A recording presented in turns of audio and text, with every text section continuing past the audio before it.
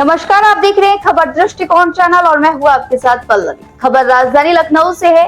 यहां गुरुवार को हिंदी फिल्म अभिराम का शुभारंभ किया गया।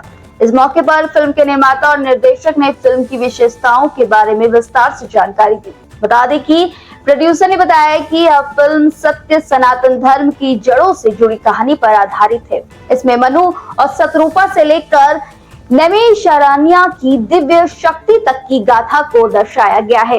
उनका कहना है कि यह वही शक्ति है जिस पर कलयुग का असर नहीं होता। सत्य सनातन धर्म की जय। आप सबको पिता परमात्मा का वो दिव्य शक्ति मिले जिसके लिए आप लोग आए हैं। आप लोग को जानकर एक आत्मिक सुकून और खुशी मिलेगी कि यह जो फिल्म है अभिराम, ये सत्य सनातन धर्म जहां से आरंभ हुआ है, वहां से लेकर के मनु शत्रुपा की कहानी से लेकर के और जो दिव्य शक्ति है, और इस कलयुग में एक ऐसा स्थान है जहां पे कलयुग का प्रभाव नहीं है, वहां सतयुग है, वह है नैमिषारण्य। नैमिषारण्य की वह कहानी, वह तपस्या आप लोगों को इस फिल्म में देखने को मिलेगी। आप लोगों को सत्य सनातन धर्म की हर एक बात इस फिल्म में देखने को मिलेगी। और सबसे बड़ी बात यह है कि जो इस फिल्म के लेखक हैं वो इतना अध्ययन करके आए हुए हैं, इतनी तपस्या करके आए हैं। इस फिल्म के डायरेक्टर बहुत अनेकानेक फिल्म बनाने के बाद इस फिल्म को बना रहे हैं। प्रोड्यूसर देखने में तो छोटे हैं, लेकिन कहते हैं सैया के दोहरे जीव नाव के तीर, देखने में छोटा लगे खाओ करे गंभीर। तो वो देखने में छोटे हैं, लेकिन उनकी ऊंचाई आने वाले समय में है। इस फिल्म के म्यूजिक डायरेक्टर जो मेरे बगल में बैठे हैं, वो उनकी जो काबिलियत ये है, जो आप एक एक चीज, एक एक शब्द को आप जितने भी सरगम हैं उस सरगम में इस संगीत को सुनेंगे। इस जो भी हमारे अगल बगल में जो भी भक्तगण हैं और जो भी इस फिल्म में मदद करने वाले हैं, फाइनेंसर हैं, प्रोड्यूसर हैं, को प्रोड्यूसर हैं, वो सबको परम पिता परमात्मा की दिव्य शक्ति मिली है। उस शक्ति से वो सब इस कार्य में लगे हुए हैं। और यहाँ पे जितने भी आपको दिखाई पड़ रहे हैं, आप मीडिया भाई बहन जो हैं वो, और जो मेरे आगे पीछे बाएं दाएं जो लोग दिखाई पड़ रहे हैं, जान के खुशी होगी कि आज हमारे श्री कृष्ण भगवान की छठी है। और छठी के दिन इस फिल्म का जो है आप देखिए शुभ आरंभ मुहूर्त हो रहा है। तो श्री कृष्ण भगवान की जय करते हुए इस फिल्म के लिए जो भी काम कर रहे हैं, श्री कृष्ण भगवान की दिव्य शक्ति मिली। आप लोग जब भी अपने जीवन में निराश होते हैं, डिप्रेशन आपको आती है, तो आप गीता का 3रा अध्याय पढ़ लिया कीजिए, आपके डिप्रेशन खत्म हो जाएंगे। अगर आपके पास पढ़ने का मौका नहीं है और डिप्रेशन आती है अगर आपके जीवन में, तो आप 2 केला जरूर खाइए। और इस फिल्म के लिए जो कार्य है, जो करना है आपको, जो हमारे राइटर साहब हैं, आप आगे की कहानी इनसे सुनिए। आप सबका अभिनंदन करता हूँ, सबको बहुत बहुत थैंक यू, आपने अपने समय दिया।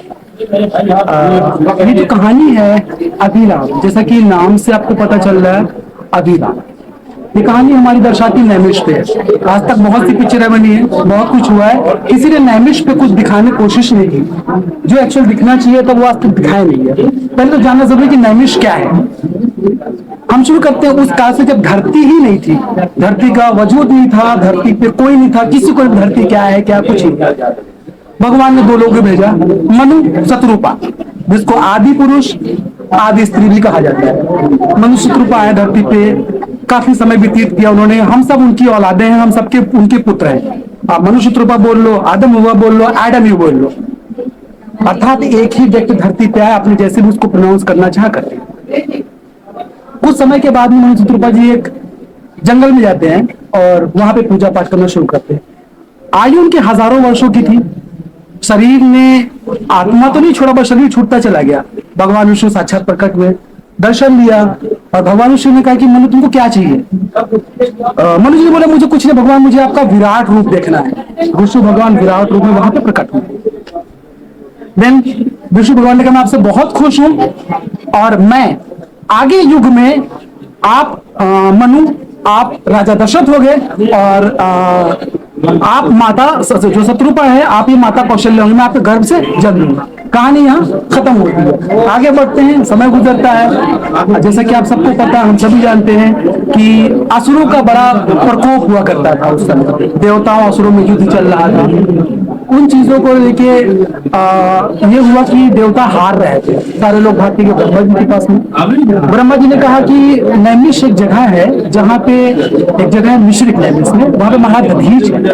अगर महाराज दधीच अपनी अस्थियां दे दे और उससे आप युद्ध करो तो आप जीत जाओगे। महाराज दधीच ने अस्थियां देने के लिए एग्री किया, अस्थियां निकाली गई, वज्र तैयार हुआ और उसका वध किया गया। असुर का वध हुआ। कुछ समय के बाद में फिर व्यतीत हुआ, ऋषि मुनि फिर परेशान हुए। देन ऋषि मुनि फिर परेशान हुए। उसके बाद में जितने ऋषि मुनि थे सारे ब्रह्मा जी के पास गए। ब्रह्मा जी का उपाय मेरे पास नहीं है, आप विष्णु जी के पास जाइए। सारे लोग विष्णु जी के पास गए। विष्णु ने कहा मैं अपना चक्र छोड़ता हूँ, धरती की जिस प्लेस पे चक्र रुकेगा वो धरती पवित्र है, वहां पे कोई भी असुर आपको परेशान नहीं करेगा। चक्र छोड़ा गया। उसकी धुरी सीतापुर में एक जगह है जिसको हम नैमिषारण्य कहते हैं, वहां पे गई और वो धुरी पाताल लोक तक चली गई। वो जगह पवित्र हुई और आज भी कहते क्या ग्रंथों में है कि वहां ना कभी कलयुग आया था और ना कभी कलयुग आएगा। हमारी पिक्चर की कहानी इसी को दर्शाती है। एक नास्तिक लड़का किस तरह से आस्तिक होता है, कैसे धर्म में बिलीव करता है, कैसे धर्म के ढोंगे उस चीज को खराब कर उसको ठीक करता है और सही तरीके से धर्म को प्रॉपर लेके आता है और साक्षात मिलकर सनातन में आता है। यही पिक्चर की कहानी है। Thank you so much. Film की सबसे बड़ी खासियत है कि इसके जरिए देश और प्रदेश के लोगों को सनातन की शक्ति और नैमिषारण्य के महत्व के प्रति जागरूक किया जाएगा। तो कुल मिलाकर लखनऊ से शुरू ही अभिराम की यात्रा न सिर्फ फिल्मी दुनिया में नया संदेश देगी बल्कि सनातन की महिमा को भी जन जन तक पहुंचाई। इस खबर में बस इतना ही। आगे के ऐसे ही देश दुनिया की तमाम खबरों को देखने के लिए हमारे चैनल खबर दृष्टिकोण के साथ बने रहें।